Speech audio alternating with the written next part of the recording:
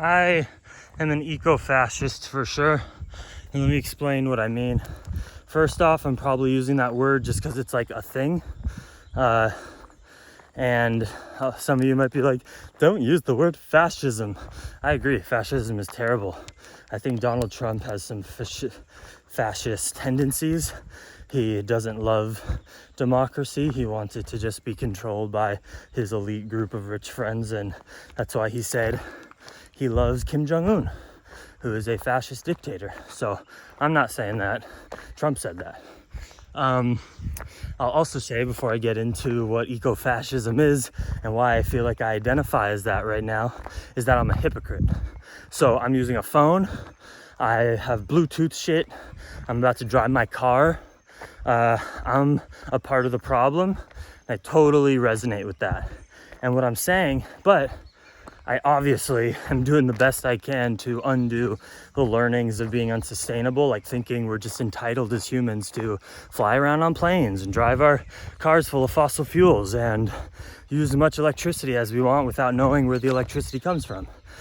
Some of you might not know this. If you live in the United States, most countries, here in Costa Rica, it's different because our municipal electricity is 99% from renewable energy because we have so much water and streams and steepness. So most of our electricity, literally for the last 5 years, almost 100%, if you're just hooked up to the mainstream grid right here, when they plug in their appliances and phones, that's using hydropower, turbines in a stream, that's turning it to make electricity, and wind power. It's about 60% hydro in Costa Rica, 40% wind, and then a little bit of solar. And that creates our electricity. So it's dope to live in Costa Rica because even if you're connected to the grid, you are far more sustainable when it comes to your electricity use. And that's not fossil fuels, water, energy, hydro, and wind. But here's what I'm saying. When you're plugging your phone into a country that uses coal-fired power plants and natural gas, like the US and most countries, it's like you're turning on a car. You're burning fossil fuels in order to get that electricity. So essentially the problem we're at, my friends in the world, is that since the Industrial Revolution 200 years ago, we've taken fossil fuels that are buried deep in the ground, that have been created by pressure and heat of organic material, and we are taking that out of the ground and burning it for energy, to drive, to transport ourselves, etc. And then that carbon dioxide and carbon monoxide and methane goes into the atmosphere, and then the sun that reflects down, the rays that come down from the sun and heat get reflected off of bright surfaces and the ocean. And normally, without so much fossil fuel burning, that heat would leave the atmosphere.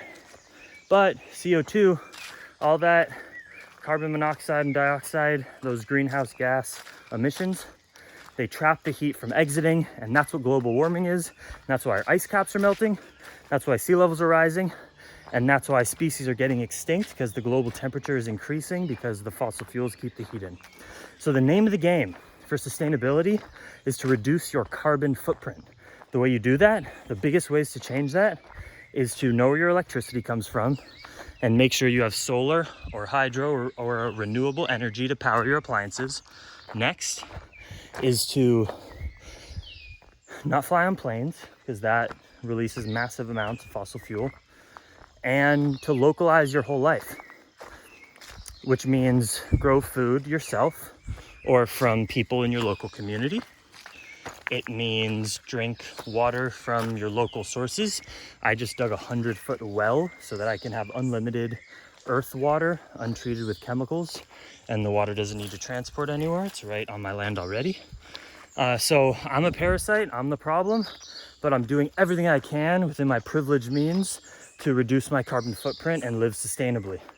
Now, since the Industrial Revolution, it's just been our human entitlement to driving cars and planes and burn fossil fuels. And if we have enough money, we can do it pretty much as we want. We can live in cities. We don't have to grow our own food anymore. We're just so disconnected as a human population to the earth. And look what it has resulted in. Now you're watching this video from inside your house because of coronavirus. Why is coronavirus around? It's It's a naturally occurring virus that got spread from animals to humans because humans in cities in China were eating animals in unsanitary ways because there's a bunch of fucking humanoids with weakened immune systems because we eat such shitty food and breathe in car exhaust, which is all connected to climate change. Because we feel entitled to live these city lives in our globalized food system. And then it starts from China. And because we're allowed to use all the planes we want, people travel all around the world. Again, not sustainable. And then it spreads to everywhere. And now our economy is shut down for a year and you're in your house. So the reason I'm an eco-fascist and I think that we should set laws around being able to pollute the earth and make it fucking illegal or ridiculously taxed and expensive that it becomes an elitist thing to be able to fly on an airplane and buy food from another country. And you might say, what? That's so unfair. That means the rich people will be able to do whatever they want and the poor and middle class people can't. For Mother Earth, okay, maybe we have to do that. Or let's make it illegal for everybody. If on a dime, the government said, you know what, we've done our analysis. If we allow us to keep using planes and digging up fossil fuels, in 50 years, our Earth is going to be fucked. There'll be no fish in the ocean. We'll have to change our agricultural systems for your grandkids because the temperatures are changing. And just so much violence and species extinction and shit like Corona will continue to happen if we keep on living these unsustainable lives. So I wish I could keep flying on planes. I love flying on planes. I love being able to explore the world. Don't get me wrong, I love my car. It's so nice that I don't have to bike everywhere anymore. But the only reason that I've gone back to driving my car and whatever is my selfish fault. I shouldn't. Because it's really hard to adapt to changes when everyone else is allowed to do the thing. It's not an excuse, and I am trying to build my life super sustainably. But look, the reason I think eco-fascism and setting laws around polluting and stuff and pretty much de-incentivizing people to drive, to fly, to eat imported food, I think that's important because I literally want our world to be livable and comfortable. And it's so obvious that if we keep on with business as usual, with our amount of unsustainability, we're not going to have a fucking comfortable earth to live on. And that's just so insane that we should set crazy laws so that we don't get ourselves in that place. And I'll end this video with just an analogy. If you still don't see why we should create like laws around not being able to pollute and you think that's too like government controlly, laws around murder and violence is a great analogy. So I bet 200 years ago, it was much easier to get away with murder. You didn't like your neighbor, you kill him. I bet the FBI wasn't around, much harder to figure it out. But as a society, as we got bigger and people were murdering everyone, we were like, you know what? Unnecessary murder is pretty shitty for each other. It's dangerous. Let's set a law. If you murder someone for no reason, you're going to be locked away forever. Okay, everyone accepts that pretty much. Most people watching this video will accept that if you murder someone, you should be punished pretty intensely. Murder, look at these leaf cutter ants. Murder is just a super intense, violent action. Polluting the earth to a ridiculous extent every day with your car and your food and your clothes and appliances you buy, that is violence. Because right now, people are out of work and dying and struggling because of being unsustainable. So it's the same kind of violence as murder. It's creating a murderous world where people are gonna die and animal species will go extinct and all this crazy shit. So in a society, when we find out that people's human practices are dangerous for the greater good, we create laws to prevent that from happening. The amount of fossil fuels we are allowed to use and burn is unsustainable and dangerous. And it's going to result in so much suffering. Thus, we should create strict laws de-incentivizing people to be violent. Just like we de-incentivize people to be violent by saying if you punch someone in the street for no reason, you're gonna get in trouble. We should be getting in trouble for the amount that we're driving, buying new clothes, eating imported food. And we haven't got there yet as society, but I'm ready. And it means I'll have to change my lifestyle, but I'm saying I'm ready to make those sacrifices. You might be saying, what do you mean? You're building this retreat center. People have to fly all over the world to come to you.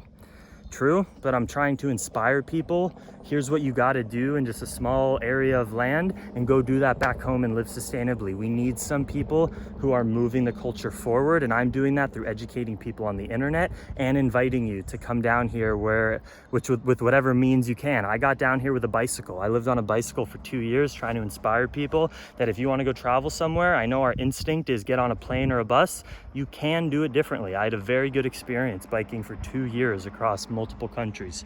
I know that seems intense for people, but what is intense? Flying a 747 and putting so much pollution into the air. It's all relative. Being sustainable is not extreme. It makes sense. We just have to change our ways. Here's my garden so I can grow and eat my food from the land instead of having to buy it from a store.